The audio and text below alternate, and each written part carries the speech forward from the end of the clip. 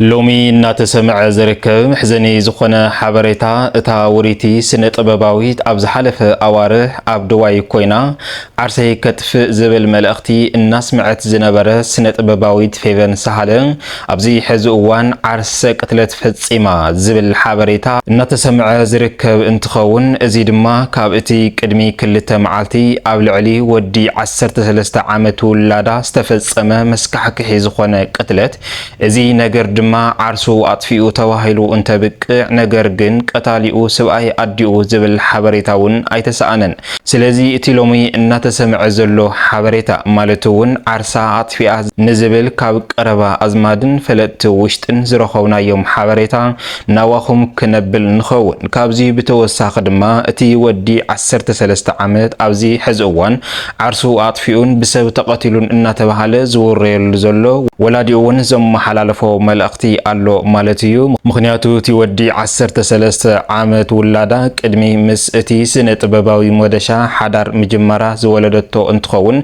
كابزي تبقسيون دما مودشا قتلو كخون يخئليو اناتبهال نتي سبأي أديو اناتترتره زنبره لومي فلي بزبالو ملكعقن اتي ولاديو مالتون قدمي مودشا حيزاتو زنبره بعال جزاء ويدما أفكاريا نتي حزي مويتزلو ولاد إزخونون زهاو قال ألو ازيزم محلالفو ملأختخ انتاي يبن زبل بزعباتي قبل علي سنة طبباو مودشا زقبر زلو طرطاريه مالتون قتلو كخون يخئلي توهايلو زقمت زلخ انتاي يمسن نزبلن كومون اتيلومو يتسومع زلو مدنقت إزخون حبريتا عرس قدلت سنة طبباوي تفيفن سهلخ انتايو نزبل حق او نوتو الرقاقصنا نواخم كنبلنا نمكتتالنا حابيركمنا نمصناح نزي مدبنا زي حدش تداخنكم سابسكرايب نولكم اوالاتنا دما لايك شير نولكم مدباتنا سكاب مودعتان حابيركم ناصنحم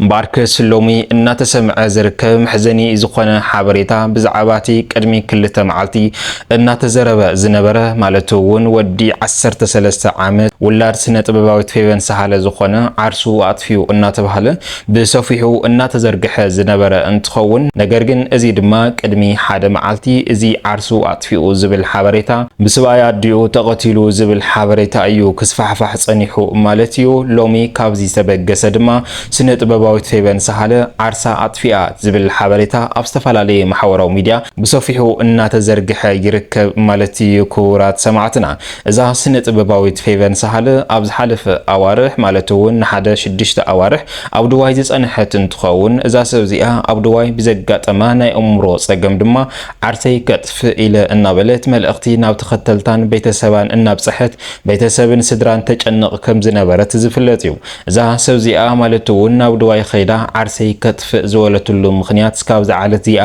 ግልጽ ዘይኾነን ንማንም እውን ዘይተነገረን ዝነበረ ነገር ግን ኣብዚ ሕዚ እዋን ዝቃልዕ ዘሎ ምሽጥር ግን ምስ እቲ ኣብዚ ሕዚ እዋን በዓል ሓደራ ኮይኑ ዘሎ ስነ ጥበባዊ መደሻ ብዙሕ ስምምዕነት ከም ዘይነበሮም እዩ እናተነገረ ዘሎ ማለት እዩ ስነ ጥበባዊት ፌቨን ሰሃለ ኣብ ድዋይ ኮይና ዓርሰይ ከጥፍ ኢለ እናበለት መልእኽቲ ኣብ ዘመሓላለፈትሉ እዋን እቶም ቀረባ ቤተሰብን ዝፈልጥዋን ማለት እውን ኣብቲ ግዜ ንሱ በፂሖምላ ናብ ኤርትራ ከም ዝመለሱዋ እውን ዝፍለጥ እዩ ኣብ ኤርትራውን እኹል ዝኾነ ጥዕና ኣይረኸበትን ናብ ሕክምና ናብ ማንጸሎትን እናበለት ጥዕናኣ ትካታተል ከም ዝነበረት ዝፍለጥ እዩ እዛ ሰብዚኣ በኣርከስ ቅድሚ ክልተ መዓልቲ ብዝበጽሓ ጸገም ማለት እውን ቅትለት ውላዳ ዳግም እቲ ቅድሚ ሕዚ ትውሎ እነበረት ናይ ዓርሰ ቅትለት ፈተና ውንኣስ ሒታ ትዛረቦ ከም ዝነበረትን ከምኡ ድማ ካብቲ ድንጋጸ ተበጊሱ ሓሚማ ወዲቓ ውንኣስ ዘይትፈልጠሉ ኩነታት በጽሓ ከም ዝነበረት ናይ ቀረባ ቤተሰብን ኣዝማዳትን ሓበሬታ ዘውጽዎ እንትኸውን ነገር ግን እቲ ሎሚ ዝስማዕ ዘሎ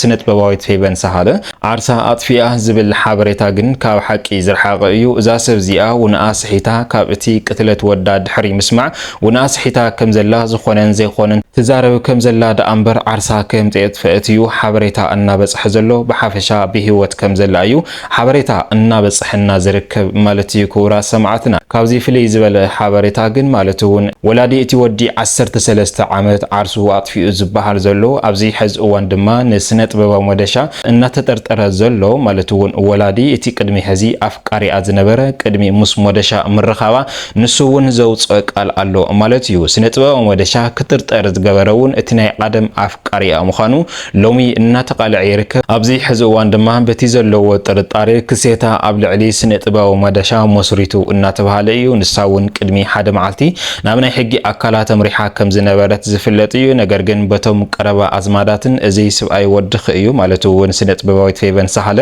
ካብቲ ዝሓለፈ ወዲ 13 ዓመት ደኣ ትውለድ እምበር ምስ ሞደሻ ድሕሪ ምርኻውን ሓደ ወዲ 3 ዓመት ውላድ ከም ዘለዎ እዩ እናተነገረ ዘሎ። እምበኣር ከስ ናብ ሕጊ ኣም ዘምርሐትሉን ማለት እውን ቀታሊ ወደይ ይጻረየለይ እቲ ዝጥርጠር ዘሎ እውን ናብ ሕጊ ቀሪቡ ቃል ይሃበለይ ዝብል ሓሳብ ሒዛ ናብቶም ናይ ሕጊ ኣካላት ክትምርሕ ኣብ ዝሓሰበትሉ እዋን በቶም ቀረባ ኣዝማዳትን ማለት እውን ንበዓል ገዛኺ ክትጥርጥር የብልኺ ክልተ ኪሳራ እዩ ወድኺ ስኢንኺ ሰብኣይኺ እውን ክትስእኒ እሞ ድማ እቲ ሒዝኽዮ ዘለኺ ህፃን እውን ብዘየቦ ክዓቢ ብዝብል ናይ ቀረባ ኣዝማዳት ብዝመኸርዋ ምኽሪ ካብ ናይ ሕጊ ኣካላት ተመሊሳ ሒዛቱ ዝነበረ ሕቶ ካብ ምሕታት ከም ዝተቆጠበት ዝፍለጥ እዩ። ነገር ግን ድማ ኣብዚ ብዘደንግጽ መልክዑ እቲ ናይ ቀደም ኣፍቃሪኣ ዝነበረ ማለት እውን ወላዲ እቲ ወዲ 13 ዓመት ዓርሱ ኣጥፊኡ እናተባሃለ ዝንገር ዘሎ ወላዲ ዝኾነ ማለት እውን ቅድሚ ሞደሻ ፍቅራዊ ህይወት ጀሚራትሉ ዝነበረት እዚ ሰብ እዚ ግን ኣብ ልዕሊ ሞደሻ ሓያል ዝኾነ ክሴታ መስሪቱ እናተባሃለ እዩ ዘሎ። ምክንያቱ በቲ ኣብኡ ዘሎ ሕብረተሰብ እውን እናተነገረ ዘሎ ሞደሻ ቀቲልዎ ክኸውን ይኽእል እዩ ወይ ድማ ቅትለት ናይ እቲ ወዲ 13 ዓመት ናይ ስነ ጥበባዊ ሞደሻ ኢድ ኣለዎ እዩ ዝብል ሓበሬታ እናተሰምዐ ይርከብ። እዚ ክብል ዝኸኣለ እቲ ኣብቲ ከባቢ ዝነብር ማሕበረሰብ ድማ ቅድሚኡ ስነ ጥበባዊ ሞደሻ ኣብ ልዕሊ እቲ ወዲ 13 ዓመት ከዚ ሞይቱ ዘሎ ኣብዚ ሕዚ እዋን ሞይቱ ዝርከብ ማለት እውን ካብ ስነ ጥበባዊት ፌቨን ካብ ቤና ዝተወለደ ቅድሚኡ እውን ብዙሕ ስምምዕ ከም ዘይነበሮ ናብ እቲ ገዛ እውን ክመጽእ ፈቅደሉ ከም ዘይነበረ ካብዚ ሰበገሰ ድማ እታ ስነ ጥበባዊት ፌቨን ሳህለ ምስ እንዳወለዳ ትገብሮ ከም ዝነበረት እውን ሓበሬታ እናበጽሐ ዝርከብ ማለት እዩ። ካብዚ ዝተበገሰ በቲ ቅድሚ ሕዚ ስነ ጥበባዊ ሞደሻ ትምልሶ ዝነበረ መርስን ዘሪኦ ዝነበረ ባህርታትን ብዝተበገሰ እዩ እዚ ሰብ እዚ ዓርሱ ከጥፍእ ኣይኽእልን ማለት እውን ዓርሱ ከጥፍእ ኣይኽእልን ኣብዚ ቅትለት እዚ ድማ ሞደሻ ኢድ ኣለዎ እዩ ብዝብል እዩ እቲ ኣቦኡ ዝኾነ ኣብዚ ሕዚ እዋን ሓያል ዝኾነ ክሴታ መስሪቱ ናብ ሕጊ እውን ከቕሪቦም እናተዘጋጀ ይርከብ ማለት እዩ። ክቡራት ሰማዕትና ብሓፈሻ እቲ ሎሚ እናተሰምዐ ዝርከብ ሓበሬታ ስነ ጥበባዊት ፌቨን ሳህለ ዓርሳ ኣጥፊኣ ዝብል ብሂወት ከም ዘላ እዩ ሓበሬታ እናበጽሐ ዘሎ። ነገር ግን ኣብ ከቢድ ዝኾነ ሕማም ወዲቓ ከም ዘላ እዚ ድማ ካብ እቲ ውላዳ ድሕሪ ሙማት ብዝበጽሓ ከቢድ ዝኾነ ድንጋጸ ምዃኑ እናተሰምዐ ይርከብ። ካብዚ ብዝተበገሰ ድማ እቲ ወላዲኡ ዝኾነ ማለት እውን ናይ ቅድሚ ሕዚ ሰብኣያ ዝነበረ ኣብ ልዕሊ ኣብቲ ሕዚ እዋን ሰብኣያ ዘሎ ስነ ጥበባዊ ሞደሻ ከቢድ ዝኾነ ክሴታ መስሪቱ ከም ዘሎ እቲ ጥርጣሬ ቅትለት እውን ንዕኡ ይጥርጠር ከም ዘሎ እዩ ሓበሬታ እናተሰምዐ ዝርከብ ዘሎ ማለት እዩ። ክቡራት ሰማዕትና እምበኣር ከስ ሎሚ ዝወናዮም ዝርዝር ሓበሬታና እዚኦም ይመስሉ ነይሮም። እስካብ መወዳእታ ሓቢርኩምና ፀናሕኩም ካብ ልቢ እናመስገና ኣብ ዝቕፅል መደባትና እስካብ ንራኸብ ሰላም ሰናይ ጻንሕቲ ይገብረልኩም። ሰላምታ ይናኹም ሰላም